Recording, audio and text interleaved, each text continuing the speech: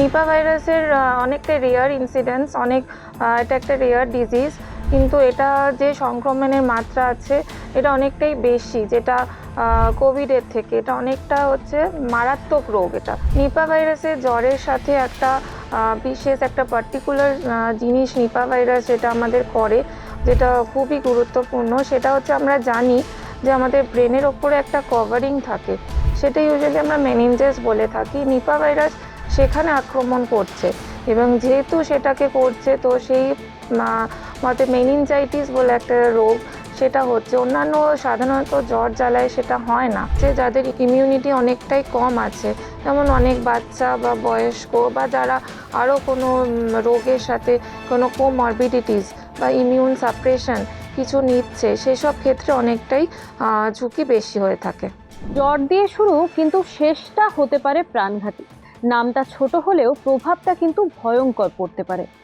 এটাই হলো Nipah virus. নমস্কার, আমি মৌপ্রিয়া এবং আমাদের সঙ্গে এই মুহূর্তে রয়েছেন গৌরীদেবী হসপিটালসের জেনারেল মেডিসিন ডিপার্টমেন্টের assistant professor doctor Moumita Ghosh. Ma'am, আপনাকে অনেক অনেক স্বাগত। নমস্কার। 2026-এ আবার দেখা যাচ্ছে যে নিপা ভাইরাস মাথাচাড়া দিয়ে উঠেছে। এটাতে কি ভয় পাওয়ার কোনো কারণ রয়েছে? এই নিপা ভাইরাস নিয়ে মানুষ অনেকটাই আতঙ্কিত হয়ে আছে। আমরা জানি আমাদের এই ইকোসিস্টেম যেখানে আমরা আছি, অনেক ব্যাকটেরিয়া, ভাইরাস দিন আমাদের এগুলো নিয়ে ওঠা বসা, কিন্তু এই নিপা ভাইরাস নিয়ে অযথা প্যানিক করা উচিত না। এর কিছু কিছু আমরা গাইডলাইন্স আছে, সেগুলো অনেক কিছুতেই মাধ্যমে বেরোচ্ছে, সেগুলো নির্দিষ্টভাবে ফলো করুন এবং তাহলেই দেখবেন আমরা এই নিপা ভাইরাসকে স্প্রেড করা থেকে আটকাতে পারবো। কোভিডের ক্ষেত্রে দেখা যাচ্ছিল কিভাবে দ্রুত কতটা ছোঁয়াচ্ছে, কতটা দ্রুত ছড়াচ্ছিল। নিপা ভাইরাসের ক্ষেত্রে কি সেম? নিপা ভাইরাসের অনেকটা রেয়ার ইনসিডেন্স, এটা একটা রেয়ার ডিজিজ, কিন্তু এটা যে সংক্রমণের মাত্রা আছে এটা অনেকটাই বেশি, যেটা কোভিডের থেকে এটা অনেকটা হচ্ছে মারাত্মক রোগ। এটা কোভিডের থেকেও বেশি মারাত্মক, কিন্তু এই নিপা ভাইরাসের যে সংক্রমণ যেভাবে হচ্ছে সেটা কোভিডের থেকে অনেকটাই আলাদাভাবে। সেটা আমরা জানি যে যেরকম বাদুড় আছে, সেই বাদুড় যে কোনো ফলে বসছে, বিভিন্ন রকমের ফলের ওপর তারা বসে এবং সেটাতে যে ওরা খাচ্ছে বা তাদের অন্য কিছু ড্রপিংস পড়ছে এবং সেই খাওয়া ফল মাটিতে পড়ছে, এবং সেই যে ফল মাটিতে পড়ছে অনেক পশু, বিভিন্ন রকমের অ্যানিমালস আছে, তারা সেগুলোকে খাচ্ছে এবং সেই অ্যানিমালসগুলোর কন্ট্যাক্টে যখন মানুষ আসছে এবং তাদের বডি ফ্লুইডসের কন্ট্যাক্টে যখন মানুষ আসছে, সেইভাবে মানুষ সংক্রমণিত হচ্ছে। আর আমরা জানি হিউম্যান টু হিউম্যান ট্রান্সমিশন দেখা যাচ্ছে, কিন্তু এটা অনেকটা রেয়ার। এর সম্পর্কে অনেক তথ্য এখনও আমরা কিছু জানি না, অনেকটাই আবছা আছে আমাদের কাছে। এইভাবেই নিপা ভাইরাসের সংক্রমণ হচ্ছে। এই এত ঠান্ডা পড়েছে, তার ফলে জ্বর, সর্দি, কাশি এমনিই দেখা যাচ্ছে, আবার নিপা ভাইরাসেরও একটা উপসর্গ দেখা যাচ্ছে, জ্বর। তো দুটোকে আমরা আলাদা কিভাবে করব?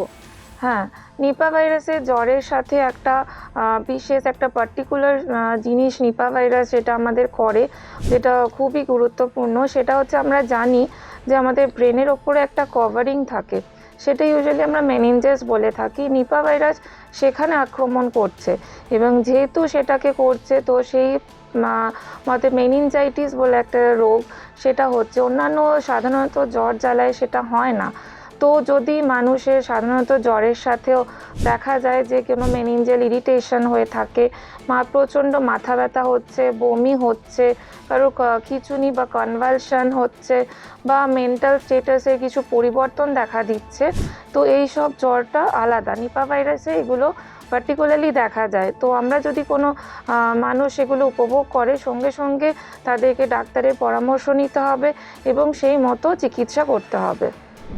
এখনো অবধি যা শোনা যাচ্ছে এর কোনো চিকিৎসা নেই, তাহলে সাধারণ মানুষের করণীয় কি?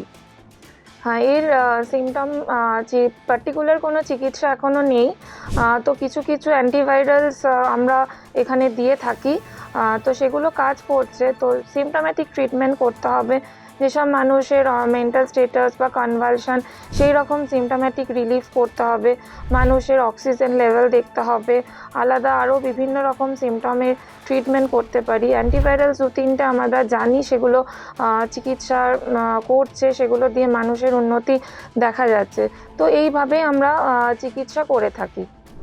অলরেডি যারা নিপা ভাইরাসে আক্রান্ত তাদের কি করণীয়? যারা অলরেডি নিপা ভাইরাসে আক্রান্ত আছে তারা নিজেদেরকে কোয়ারেন্টাইন, জানি আমরা একটা আইসোলেশন বা কোয়ারেন্টাইন বলে থাকি, সেটা ম্যাক্সিমাম এই নিপা ভাইরাসের ইনকিউবেশন পিরিয়ড হচ্ছে 4 to 21 ডেজ। তো আমরা ম্যাক্সিমাম পিরিয়ড অবধি 21 ডেজ তাদেরকে কোয়ারেন্টাইনে রাখবো বা হোম আইসোলেশনে রাখবো। এবং যারা সিভিয়ার কোনো সিমটমস দেখা দিচ্ছে তাদেরকে অবশ্যই আমরা হসপিটালে অ্যাডমিশন করাবো এবং সেই মতন ইনজেকশন বা ওষুধ আমরা তাদেরকে দিয়ে থাকবো। এবং যারা বাড়িতে এই 21 দিন থাকছে তাদেরকে আমরা রেগুলার ফলো আপ করবো। দুবেলা তাদেরকে আমরা টেলিফোনিক কনভারসেশন বা যারা ওকে ট্রিটমেন্ট দিচ্ছে তাদের কাছ থেকে আমরা জানবো সে কেমন আছে। তো follow up is very important, সেইভাবে আমরা করব। যদি পেশেন্ট আরও গুরুতর কিছু হয়ে থাকে তাহলে আমরা নিশ্চয়ই তাকে ভর্তি করব। তো এই 21 দিনের মধ্যে যারা কিছু অসুবিধা হচ্ছে না তারা শুধুমাত্র 21 দিন থাকবে, কোনো ওষুধ লাগে না। কেমোপ্রোফাইল্যাক্সিস হিসেবে কিছু ওষুধ আমরা দিয়ে থাকি, সেগুলোই মানুষ খেলে সুস্থ হয়ে যাবে। নিপা ভাইরাসের থেকে দূরে থাকার জন্য আমাদের কি কি করা উচিত? নিপা ভাইরাস থেকে দূরে থাকতে গেলে আমাদের কিছু বিধি বা কিছু নিয়ম আমাদের মেনে থাকতে হবে।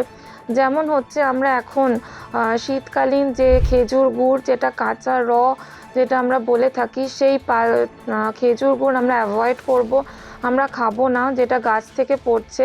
এমনি যে খেজুর গুড় আমরা বাড়িতে খেয়ে থাকি সেটাতে কোনো ভয় নেই। আর বিভিন্ন যে ফল এখন সেগুলো আমরা খেজুর, যেটা বিশেষ করে ওগুলো আমরা খাবো না, বা যে বাজারে বিক্রি হচ্ছে ফল সেগুলো আমরা ভালো করে গরম জলে ধোবো, তারপর আমরা তার খোলা ছাড়িয়ে খাবো। আর বিশেষত যেখানে মাস্ক ইউজ করব আমরা হসপিটালে বা আরও কোনো যেখানে ক্রাউডেড জায়গা আছে আমরা মাস্ক ব্যবহার করব। এই সব নিয়ম যদি আমরা ঠিকঠাকভাবে দেখি বা আমরা ফলো করি তাহলেই আমরা এই রোগটা স্প্রেড করাটা অনেকটাই আটকাতে পারবো। এই নিপা ভাইরাসের আক্রান্ত হওয়ার ঝুঁকিতে কারা বেশি রয়েছে? হ্যাঁ, নিপা ভাইরাস জেনারেলি যে এন্ডেমিক রিজিয়নস যেগুলো আছে যেখানে বেশি আমরা দেখি হচ্ছে, যেমন ইন্ডিয়াতে বা বাংলাদেশ বা মালয়েশিয়া, ফার্স্ট 98-99-এ মালয়েশিয়াতে রিপোর্ট হয়েছিল। এই যে এন্ডেমিক রিজিয়নসে যারা থাকে তাদের ঝুঁকি অনেকটাই বেশি থাকে। প্লাস হচ্ছে যারা মানুষের বা অ্যানিমালসের কন্ট্যাক্টে আসে রেগুলার, পিগস হচ্ছে একটা ওদের ইন্টারমিডিয়েট হোস্ট। এই নিপা ভাইরাসের ইন্টারমিডিয়েট হোস্ট হচ্ছে পিগস। তো এই সব অ্যানিমালসরে যারা ডিল করছে তারা যেন সাবধানে তাদের কন্ট্যাক্টে বা বডি ফ্লুইডসে তারা যেন না আসে, সেটা সাবধানে তাদেরকে চলাফেরা করতে হবে। প্লাস হচ্ছে যাদের ইমিউন সিস্টেমে ইমিউনিটি অনেকটাই কম আছে, যেমন অনেক বাচ্চা বা বয়স্ক বা যারা আরও কোনো রোগের সাথে কোনো কোমরবিডিটিস বা ইমিউন সাপ্রেশন কিছু নিচ্ছে, সেসব ক্ষেত্রে অনেকটাই ঝুঁকি বেশি হয়ে থাকে। এখন শোনা যাচ্ছে নিপা ভাইরাস আসার ফলে ফল খেতে বারণ করছে অনেকে, এটা কি ঠিক? ফল না, আমি আগেই বলেছি ফল একদমই খাবে না, সেটা ঠিক নয়। ফল আমরা খেতে পারি, বাট আমাদের সেটা কেয়ারফুলি কভারিংটা ছাড়িয়ে খেতে হবে, বা আমাদের ভালো করে ধুয়ে গরম জলে ধুয়ে সেটাকে খেতে হবে। পার্টিকুলারলি খেজুর যেটা আছে সেটা আমরা পুরোটাই খাই, সেটা না খাওয়াই ভালো। এখন এই কিছু পিরিয়ডটা না খাওয়াই ভালো। আর খেজুরের যে রসটা একদম যেটা গাছ থেকে পড়ছে সেটা আমরা একদমই খাবো না, সেটাকে আমরা একদমই এড়িয়ে চলবো। তো এইভাবে ফল একদমই যে খাবো না এটাও নয়। অনেক অনেক ধন্যবাদ আপনাকে। Thank you. বর্তমান সময়ে নিপা ভাইরাস রুখতে কি কি করা উচিত, কি কি করা উচিত নয়, আমাদের বিশেষজ্ঞ মৌমিতা ঘোষ কিন্তু বললেন। এই বিষয়ে যদি আপনাদের আরও কিছু জানার থাকে তাহলে আমাদের ইউটিউব চ্যানেল রয়েছে, সেখানে যোগাযোগ করুন। সুস্থ থাকুন, সতর্ক থাকুন। ধন্যবাদ।